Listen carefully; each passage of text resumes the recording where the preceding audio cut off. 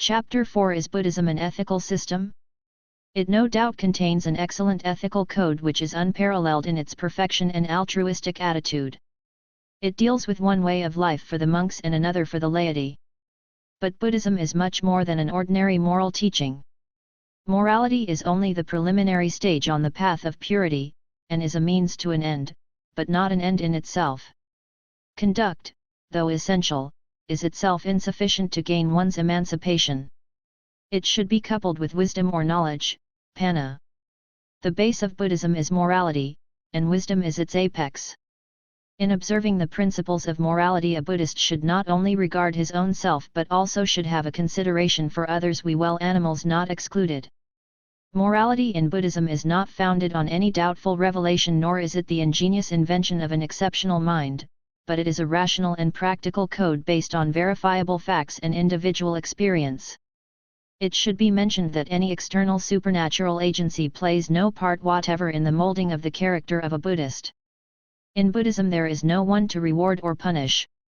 Pain or happiness are the inevitable results of one's actions. The question of incurring the pleasure or displeasure of a god does not enter the mind of a Buddhist. Neither hope of reward nor fear of punishment acts as an incentive to him to do good or to refrain from evil. A Buddhist is aware of future consequences, but he refrains from evil because it retards, does good because it aids progress to enlightenment, bodhi. There are also some who do good because it is good, refrain from evil because it is bad. To understand the exceptionally high standard of morality the Buddha expects from his ideal followers, one must carefully read the Samuppada, Sigalaveda Sutta, Vyagapaja Sutta, Mangala Sutta, Karaniya Sutta, Parabhava Sutta, Vaisala Sutta, Dhammika Sutta, etc. As a moral teaching it excels all other ethical systems, but morality is only the beginning and not the end of Buddhism. In one sense Buddhism is not a philosophy, in another sense it is the philosophy of philosophies. In one sense Buddhism is not a religion, in another sense it is the religion of religions. Buddhism is neither a metaphysical path nor a ritualistic path. It is neither skeptical nor dogmatic. It is neither self-mortification nor self-indulgence. It is neither pessimism nor optimism. It is neither eternalism nor nihilism. It is neither absolutely this worldly nor otherworldly. It is a unique path of enlightenment. The original Pali term for Buddhism is Dhamma, which, literally, means that which upholds. There is no English equivalent that exactly conveys the meaning of the Pali term. The Dhamma is that which really is. It is the doctrine of reality. It is a means of deliverance from suffering, and deliverance itself. Whether the Buddhas arise or not, the Dhamma exists.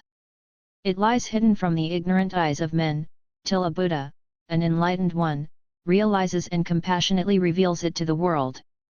This Dhamma is not something apart from oneself, but is closely associated with oneself. As such the Buddha exhorts: abide with oneself as an island, with oneself as a refuge. Abide with the Dhamma as an island, with the Dhamma as a refuge. Seek no external refuge. Parinibbana Sutta. Chapter V. Some salient features of Buddhism. The foundations of Buddhism are the Four Noble Truths, namely, suffering, the raison d'etre of Buddhism, its cause, i.e., craving, its end, i.e., nibbana, the summum bonum of Buddhism, and the middle way. What is the noble truth of suffering? Birth is suffering, old age is suffering, disease is suffering, death is suffering, to be united with the unpleasant is suffering, to be separated from the pleasant is suffering, not to receive what one craves for is suffering. In brief, the five aggregates of attachment are suffering. What is the noble truth of the cause of suffering? It is the craving which leads from rebirth to rebirth, accompanied by lust of passion, which delights now here now there. It is the craving for sensual pleasures, Kamma tanha, for existence, Bhava tanha, 7, and for annihilation, Vibhava tanha. 8. What is the noble truth of the annihilation of suffering? It is the remainderless, total annihilation of this very craving, the forsaking of it, the breaking loose, fleeing, deliverance from it. What is the noble truth of the path leading to the annihilation of suffering? It is the Noble Eightfold Path which consists of right understanding, right thoughts, right speech, right action, right livelihood, right endeavor, right mindfulness, and right concentration. Whether the Buddhas arise or not, these four truths exist in the universe. The Buddhas only reveal these truths which lay hidden in the dark abyss of time. Scientifically interpreted, the Dhamma may be called the law of cause and effect. These two embrace the entire body of the Buddha's teachings. The first three represent the philosophy of Buddhism, the fourth represents the ethics of Buddhism, based on that philosophy. All these four truths are dependent on this body itself. The Buddha states, in this very 1 fathom long body along with perceptions and thoughts, do I proclaim the world, the origin of the world, the end of the world and the path leading to the end of the world. Here the term world is applied to suffering. Buddhism rests on the pivot of sorrow. But it does not thereby follow that Buddhism is pessimistic. It is neither totally pessimistic nor totally optimistic, but, on the contrary, it teaches a truth that lies midway between them. One would be justified in calling the Buddha a pessimist if he had only enunciated the truth of suffering without suggesting a means to put an end to it. The Buddha perceived the universality of sorrow and did prescribe a panacea for this universal sickness of humanity. The highest conceivable happiness, according to the Buddha, is nibbana, which is the total extinction of suffering. The author of the article on pessimism in the Encyclopaedia Britannica writes, pessimism denotes an attitude of hopelessness towards life, a vague general opinion that pain and evil predominate in human affairs. The original doctrine of the Buddha is in fact as optimistic as any optimism of the West. To call it pessimism is merely to apply to it a characteristically Western principle to which happiness is impossible without personality. The true Buddhist looks forward with enthusiasm to absorption into eternal bliss. Ordinarily the enjoyment of sensual pleasures is the highest and only happiness of the average man. There is no doubt a kind of momentary happiness in the anticipation, gratification, and retrospection of such fleeting material pleasures, but they are elusive and temporary. According to the Buddha, non-attachment is a greater bliss. The Buddha does not expect his followers to be constantly pondering on suffering and lead a miserable, unhappy life. He exhorts them to be always happy and cheerful, for zest, pity, is one of the factors of enlightenment. Real happiness is found within, and is not to be defined in terms of wealth, children, honors, or fame.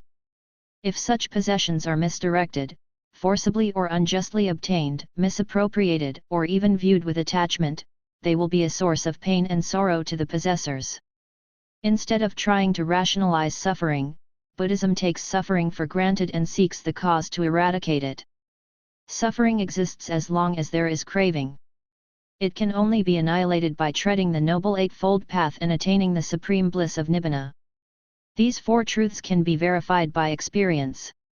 Hence the Buddha Dhamma is not based on the fear of the unknown, but is founded on the bedrock of facts which can be tested by ourselves and verified by experience.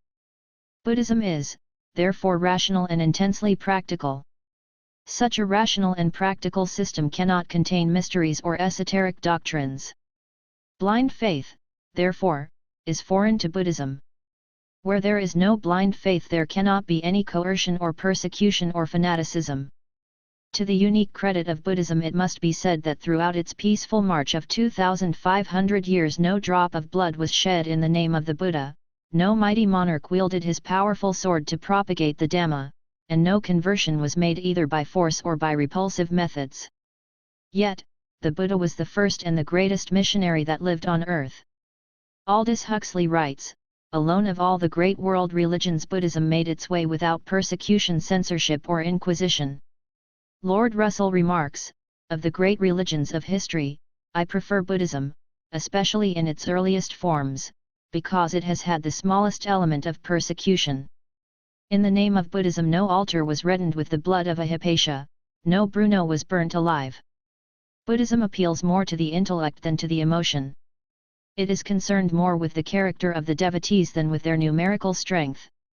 On one occasion Upali, a follower of Niganthanadaputa, approached the Buddha and was so pleased with the Buddha's exposition of the Dhamma that he instantly expressed his desire to become a follower of the Buddha. But the Buddha cautioned him, saying, "Of a verity, O householder, make a thorough investigation. It is well for a distinguished man like you to make, first, a thorough investigation." Uppali, who was overjoyed at this unexpected remark of the Buddha, said, "Lord, had I been a follower of another religion, its adherents would have taken me round the streets in a procession proclaiming that such and such a millionaire had renounced his former faith and embraced theirs. But, Lord, your reverence advises me to investigate further. The more pleased am I with this remark of yours. For the second time, Lord, I seek refuge in the Buddha, Dhamma, and the Sangha." Buddhism is saturated with this spirit of free inquiry and complete tolerance. It is the teaching of the open mind and the sympathetic heart, which, lighting and warming the whole universe with its twin rays of wisdom and compassion, sheds its genial glow on every being struggling in the ocean of birth and death. The Buddha was so tolerant that he did not even exercise his power to give commandments to his lay followers. Instead of using the imperative, he said, "It behooves you to do this, it behooves you not to do this." He commands not but does exhort. This tolerance the Buddha extended to men, women, and all living beings. It was the Buddha who first attempted to abolish slavery and vehemently protested against the degrading caste system which was firmly rooted in the soil of India. In the word of the Buddha, it is not by mere birth one becomes an outcast or a noble, but by one's actions. Caste or color does not preclude one from becoming a Buddhist or from entering the order. Fishermen, scavengers, courtesans, together with warriors and Brahmins, were freely admitted to the order and enjoyed equal privileges and were also given positions of rank. Uppali, the barber, for instance, was made in preference to all other the chief in matters pertaining to Vinaya discipline. The timid Sunita, the scavenger, who attained arhatship was admitted by the Buddha himself into the order. Angulimala, the robber and criminal, was converted to a compassionate saint. The fierce Alavaka sought refuge in the Buddha and became a saint. The courtesan Ambapali entered the order and attained arhatship. Such instances could easily be multiplied from the Tipitaka to show that the portals of Buddhism were wide open to all, irrespective of caste, color, or rank. It was also the Buddha who raised the status of downtrodden women and not only brought them to a realization of their importance to society but also founded the first celibate religious order for women with rules and regulations. The Buddha did not humiliate women, but only regarded them as feeble by nature. He saw the innate good of both men and women and assigned to them their due places in his teaching.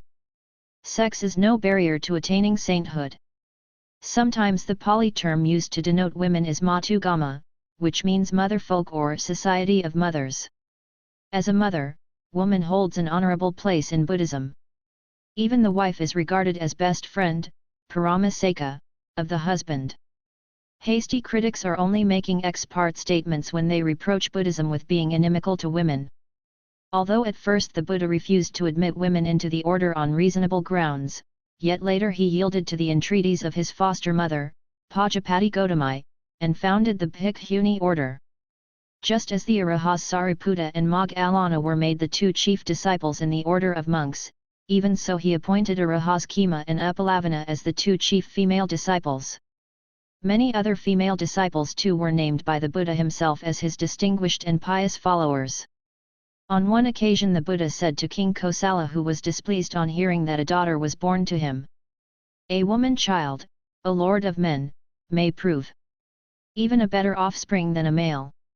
Many women, who otherwise would have fallen into oblivion, distinguished themselves in various ways, and gained their emancipation by following the Dhamma and entering the order.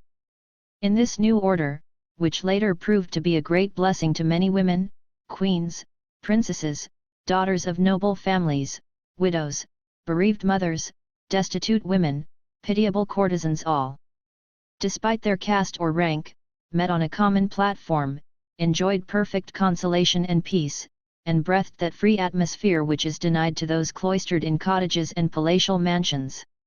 It was also the Buddha who banned the sacrifice of poor beasts and admonished his followers to extend their loving kindness, metta, to all living beings, even to the tiniest creature that crawls at one's feet. No man has the power or the right to destroy the life of another, as life is precious to all. A genuine Buddhist would exercise this loving kindness towards every living being and identify himself with all, making no distinction whatsoever with regard to caste, color, or sex. It is this Buddhist metta that attempts to break all the barriers which separate one from another. There is no reason to keep aloof from others merely because they belong to another persuasion or another nationality. In that noble toleration edict which is based on Kula-Vyaha and Mahavyaha suttas, Asoka says, "Concourse alone is best, that is, all should hearken willingly to the doctrine professed by others." Buddhism is not confined to any country or any particular nation. It is universal. It is not nationalism which, in other words, is another form of caste system founded on a wider basis. Buddhism, if it be permitted to say so, is supranationalism. To a Buddhist there is no far or near, no enemy or foreigner, no renegade or untouchable, since universal love realized through understanding has established the brotherhood of all living beings. A real Buddhist is a citizen of the world. He regards the whole world as his motherland and all as his brothers and sisters. Buddhism is, therefore, unique, mainly owing to its tolerance, non-aggressiveness, rationality, practicability, efficacy, and universality. It is the noblest of all unifying influences and the only lever that can uplift the world. These are some of the salient features of Buddhism, and amongst some of the fundamental doctrines may be said Kamma or the law of moral causation, the doctrine of rebirth, anatta, and nibbana. Chapter 6 Kamma or the law of moral causation. We are faced with a totally ill-balanced world. We perceive the inequalities and manifold destinies of men and the numerous grades of beings that exist in the universe. We see one born into a condition of affluence, endowed with fine mental, moral, and physical qualities, and another into a condition of abject poverty and wretchedness. Here is a man virtuous and holy, but, contrary to his expectation, ill luck is ever ready to greet him. The wicked world runs counter to his ambitions and desires. He is poor and miserable in spite of his honest dealings and piety. There is another vicious and foolish, but accounted to be fortune's darling. He is rewarded with all forms of favors, despite his shortcomings and evil modes of life. Why, it may be questioned, should one be an inferior and another a superior? Why should one be wrested from the hands of a fond mother when he has scarcely seen a few summers, and another should perish in the flower or manhood, or at the ripe age of 80 or 100? Why should one be sick and infirm, and another strong and healthy? Why should one be handsome, and another ugly and hideous, repulsive to all? Why should one be brought up in the lap of luxury, and another in absolute poverty, steeped in misery? Why should one be born a millionaire and another a pauper? Why should one be born with saintly characteristics, and another with criminal tendencies? Why should some be linguists, artists, mathematicians, or musicians from the very cradle? Why should some be congenitally blind, deaf, and deformed? Why should some be blessed and others cursed from their birth? These are some problems that perplex the minds of all thinking men. How are we to account for all this unevenness of the world, this inequality of mankind? Is it due to the work of blind chance or accident? There is nothing in this world that happens by blind chance or accident. To say that anything happens by chance, is no more true than that this book has come here of itself. Strictly speaking, nothing happens to man that he does not deserve for some reason or another. Could this be the fiat of an irresponsible creator? Huxley writes, "If we are to assume that anybody has designedly set this wonderful universe going, it is perfectly clear to me that he is no more entirely benevolent and just in any intelligible sense of the words, than that he is malevolent and unjust." According to Einstein, if this being, God, is omnipotent, then every occurrence, including every human action, every human thought, and every human feeling and aspiration is also his work. How is it possible to think of holding men responsible for their deeds and thoughts before such an almighty being? In giving out punishments and rewards, he would to a certain extent be passing judgment on himself. How can this be combined with the goodness and righteousness ascribed to him?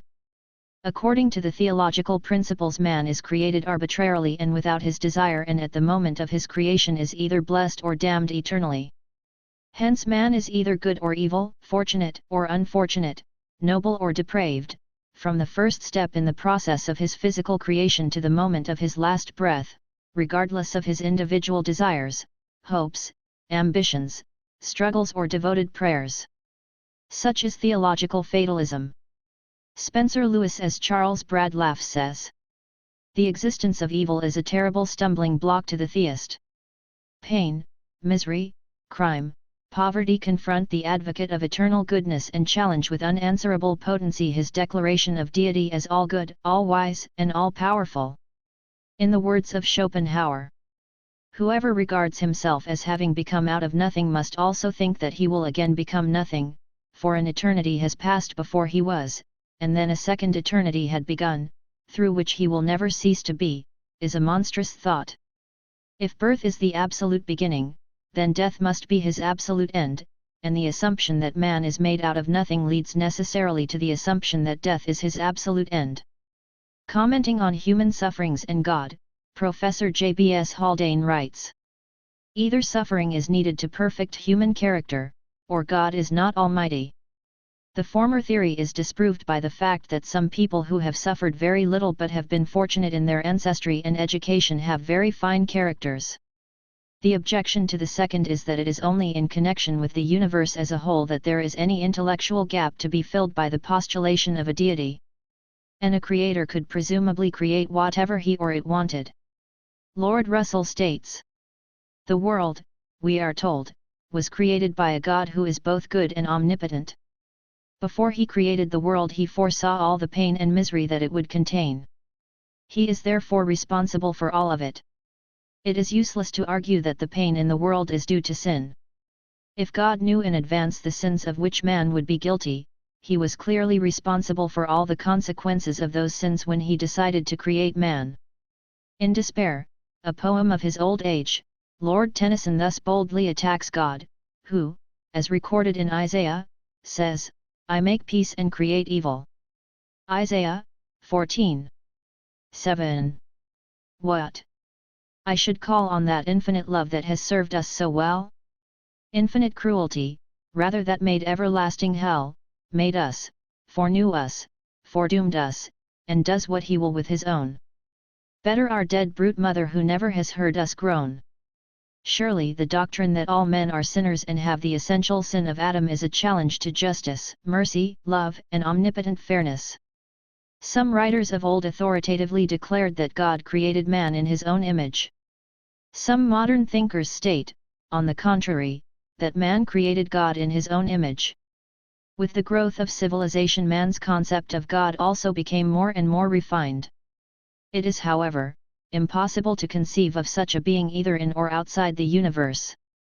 Could this variation be due to heredity and environment? One must admit that all such chemico-physical phenomena revealed by scientists are partly instrumental, but they cannot be solely responsible for the subtle distinctions and vast differences that exist amongst individuals. Yet why should identical twins who are physically alike, inheriting like genes, enjoying the same privilege of upbringing, be very often temperamentally, morally, and intellectually totally different? Heredity alone cannot account for these vast differences. Strictly speaking, it accounts more plausibly for their similarities than for most of the differences.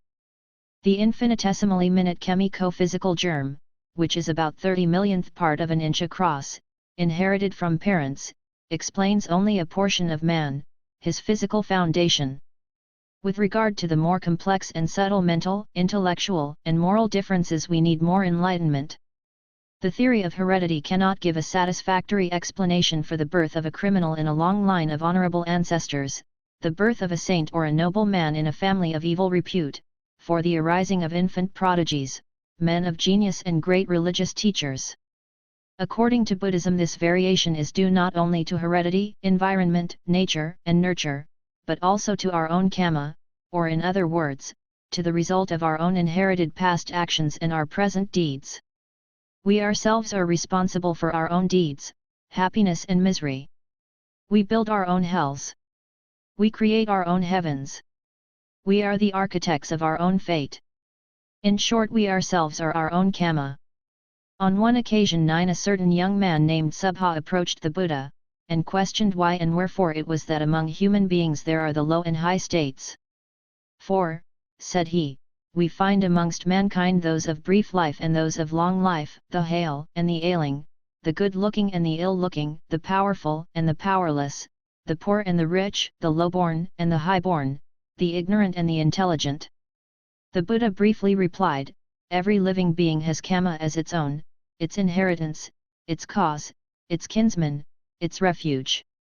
Kamma is that which differentiates all living beings into low and high states.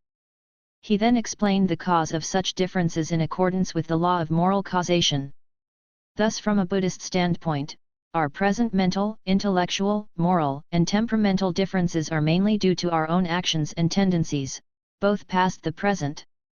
Kamma, literally, means action, but, in its ultimate sense, it means the meritorious and demeritorious volition, kusala akusala cetana. Kamma constitutes both good and evil. Good gets good. Evil gets evil.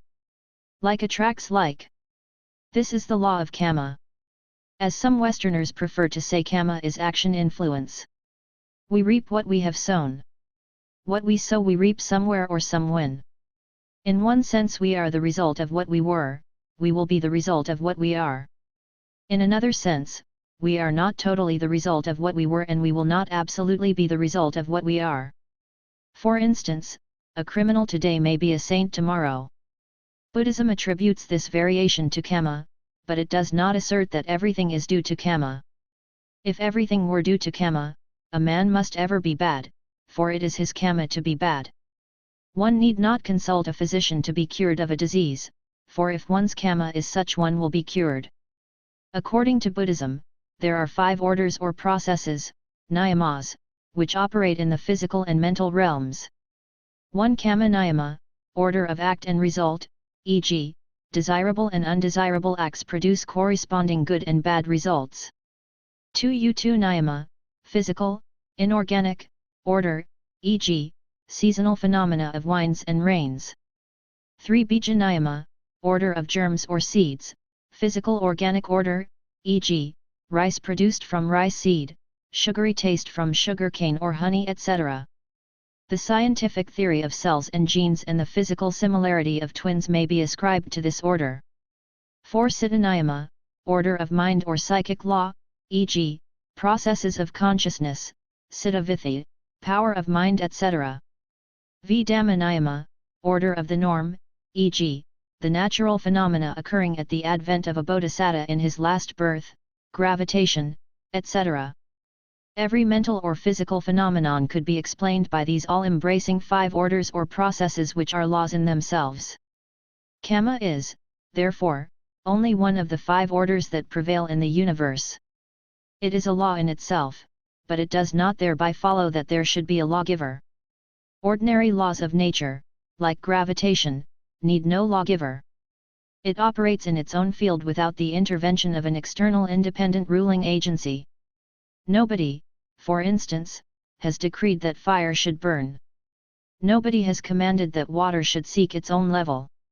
No scientist has ordered that water should consist of H2O, and that coldness should be one of its properties. These are their intrinsic characteristics. Kamma is neither fate nor predestination imposed upon us by some mysterious unknown power to which we must helplessly submit ourselves.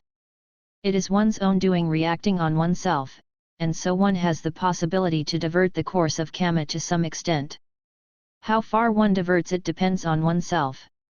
It must also be said that such phraseology as rewards and punishments should not be allowed to enter into discussions concerning the problem of Kamma. For Buddhism does not recognize an almighty being who rules his subjects and rewards and punishes them accordingly. Buddhists, on the contrary, believe that sorrow and happiness one experiences are the natural outcome of one's own good and bad actions. It should be stated that Kamma has both the continuative and the retributive principle. Inherent in Kamma is the potentiality of producing its due effect. The cause produces the effect explains the cause. Seed produces the fruit. The fruit explains the seed, as both are interrelated. Even so, Kamma and its effect are interrelated, the effect already blooms in the cause. A Buddhist who is fully convinced of the doctrine of Kamma does not pray to another to be saved but confidently relies on himself for his purification because it teaches individual responsibility. It is this doctrine of Kamma that gives him consolation, hope, self-reliance and moral courage. It is this belief in Kamma that validates his effort, kindles his enthusiasm, makes him ever kind, tolerant and considerate. It is also this firm belief in Kamma that prompts him to refrain from evil, do good, and be good without being frightened of any punishment or tempted by any reward. It is this doctrine of Kamma that can explain the problem of suffering, the mystery of so-called fate or predestination of other religions, and above all the inequality of mankind. Kamma and rebirth are accepted as axiomatic. Chapter 7 Rebirth. As long as this kamic force exists there is rebirth, for beings are merely the visible manifestation of this invisible kamic force. Death is nothing but the temporary end of this temporary phenomenon. It is not the complete annihilation of this so-called being. The organic life has ceased, but the kamic force which hitherto actuated it has not been destroyed. As the kamic force remains entirely undisturbed by the disintegration of the fleeting body, the passing away of the present dying thought moment only conditions a fresh consciousness in another birth. It is Kamma, rooted in ignorance and craving, that conditions rebirth. Past Kamma conditions the present birth, and present Kamma, in combination with past Kamma, conditions the future. The present is the offspring of the past, and becomes, in turn, the parent of the future. If we postulate a past, present, and a future life, then we are at once faced with the alleged mysterious problem: what is the ultimate origin of life? Either there must be a beginning or there cannot be a beginning for life. One school, in attempting to solve the problem, postulates a first cause, God, viewed as a force or as an almighty being. Another school denies a first cause for, in common experience, the cause ever becomes the effect and the effect becomes the cause. In a circle of cause and effect a first cause is inconceivable. According to the former, life has had a beginning; according to the latter, it is beginningless. From the scientific standpoint, we are the direct products of the sperm and ovum cells provided by our parents. As such, life precedes life. With regard to the origin of the first protoplasm of life, or colloid, scientists plead ignorance. According to Buddhism, we are born from the matrix of action, kammayani. Parents merely provide an infinitesimally small cell. As such, being precedes being. At the moment of conception it is past Kamma that conditions the initial consciousness that vitalizes the fetus. It is this invisible kamic energy, generated from the past birth, that produces mental phenomena and the phenomenon of life in an already extant physical phenomenon, to complete the trio that constitutes man. For a being to be born here, a being must die somewhere. The birth of a being, which strictly means the arising of the five aggregates or psychophysical phenomena in this present life, corresponds to the death of a being in a past life, just as, in conventional terms, the rising of the sun in one place means the setting of the sun in another place. This enigmatic statement may be better understood by imagining life as a wave and not as a straight line. Birth and death are only two phases of the same process. Birth precedes death, and death, on the other hand, precedes birth. The constant succession of birth and death in connection with each individual life flux constitutes what is technically known as samsara, recurrent wandering. What is the ultimate origin of life? The Buddha declares, without cognizable end is this samsara. A first beginning of beings, who, obstructed by ignorance and fettered by craving, wander and fare on, is not to be perceived.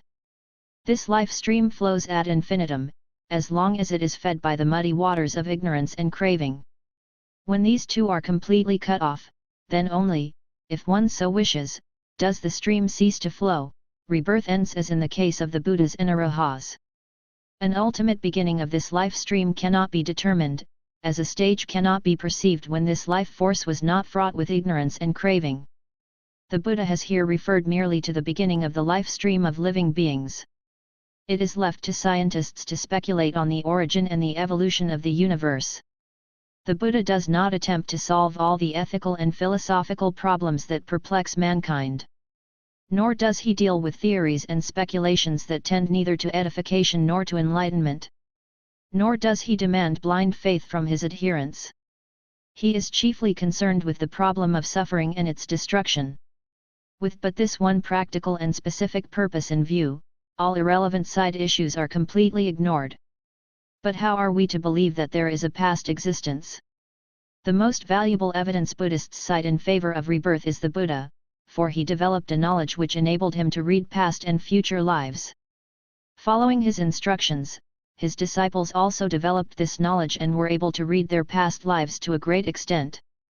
Even some Indian rishis, before the advent of the Buddha, were distinguished for such psychic powers as clairaudience, clairvoyance, thought reading, remembering past births, etc. There are also some persons, who probably in accordance with the laws of association, spontaneously develop the memory of their past birth, and remember fragments of their previous lives. Such cases are very rare, but those few well attested, respectable cases tend to throw some light on the idea of a past birth. So are the experiences of some modern dependable psychics and strange cases of alternating and multiple personalities. In hypnotic states some relate experiences of their past lives, while a few others read the past lives of others and even heal diseases. 10. Sometimes we get strange experiences which cannot be explained but by rebirth.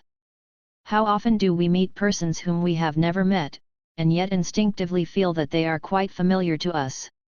How often do we visit places, and yet feel impressed that we are perfectly acquainted with those surroundings? The Buddha tells us, through previous associations or present advantage, that old love springs up again like the lotus in the water. Experiences of some reliable modern psychics, ghostly phenomena, spirit communications, strange alternating and multiple personalities and so on shed some light upon this problem of rebirth. Into this world come perfect ones like the Buddhas and highly developed personalities. Do they evolve suddenly? Can they be the products of a single existence? How are we to account for great characters like Buddhaghosa, Panini, Kalidasa, Homer, and Plato, men of genius like Shakespeare, infant prodigies like Pascal, Mozart, Beethoven, Raphael, Ramanujan, etc.? Heredity alone cannot account for them. Else their ancestry would disclose it, their posterity, even greater than themselves, demonstrate it. Could they rise to such lofty heights if they had not lived noble lives and gained similar experiences in the past? Is it by mere chance that they are been born or those particular parents and placed under those favorable circumstances? The few years that we are privileged to spend here or, for the most 50 years, must certainly be an inadequate preparation for eternity. If one believes in the present and in the future, it is quite logical to believe in the past. The present is the offspring of the past, and acts in turn as the parent of the future. If there are reasons to believe that we have existed in the past, then surely there are no reasons to disbelieve that we shall continue to exist after our present life has apparently ceased. It is indeed a strong argument in favor of past and future lives that in this world virtuous persons are very often unfortunate and vicious persons prosperous. A Western writer says, whether we believe in a past existence or not, it forms the only reasonable hypothesis which bridges certain gaps in human knowledge concerning certain facts of everyday life.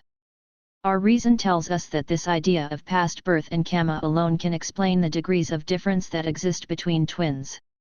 How men like Shakespeare with a very limited experience are able to portray with marvelous exactitude the most diverse types of human character, scenes and so forth of which they could have no actual knowledge, why the work of the genius invariably transcends his experience, the existence of infant precocity, the vast diversity in mind and morals, in brain and physique, in conditions, circumstances and environment observable throughout the world, and so forth.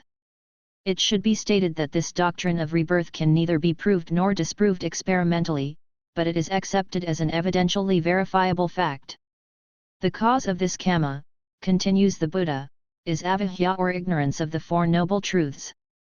Ignorance is, therefore, the cause of birth and death, and its transmutation into knowingness or vijja is consequently their cessation. The result of this analytical method is summed up in the Paticca Samuppada. Chapter 8 Paticca Samuppada. Paticca means because of, or dependent upon, Samuppada arising or origination.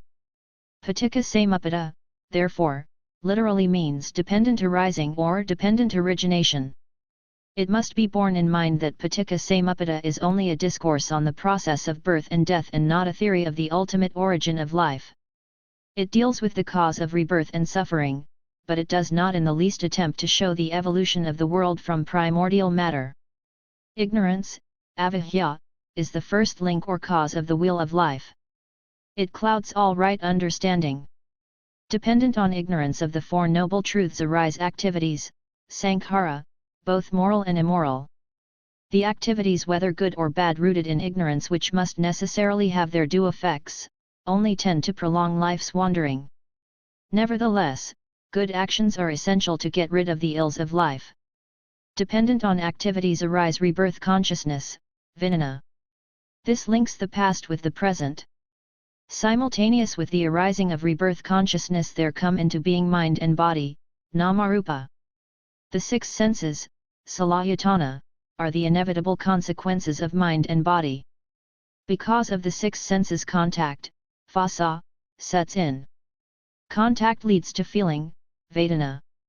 These five viz, consciousness, mind and matter, six senses, contact, and feeling are the effects of past actions and are called the passive side of life. Dependent on feeling arises craving, tanha.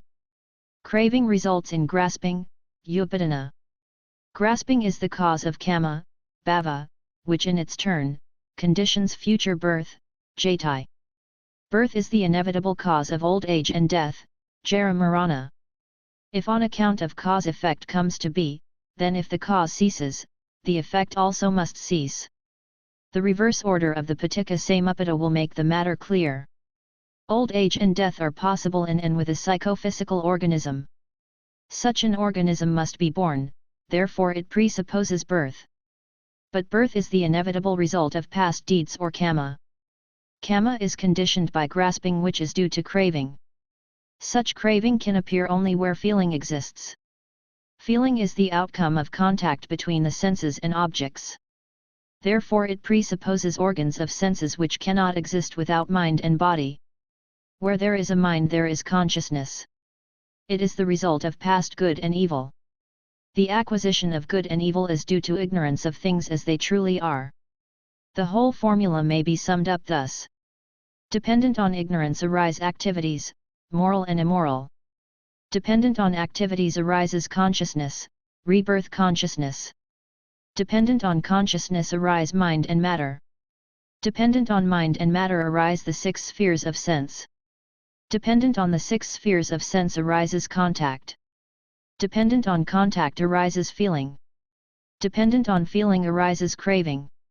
Dependent on craving arises grasping. Dependent on grasping arise actions, kamma. Dependent on actions arises rebirth. Dependent on birth arise decay, death, sorrow, lamentation, pain, grief, and despair. Thus does the entire aggregate of suffering arise. The first two of these 12 pertain to the past, the middle 8 to the present, and the last 2 to the future. The complete cessation of ignorance leads to the cessation of activities. The cessation of activities leads to the cessation of consciousness. The cessation of consciousness leads to the cessation of mind and matter.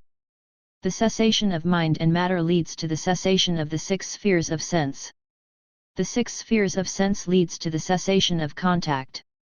The cessation of contact leads to the cessation of feeling. The cessation of feeling leads to the cessation of craving.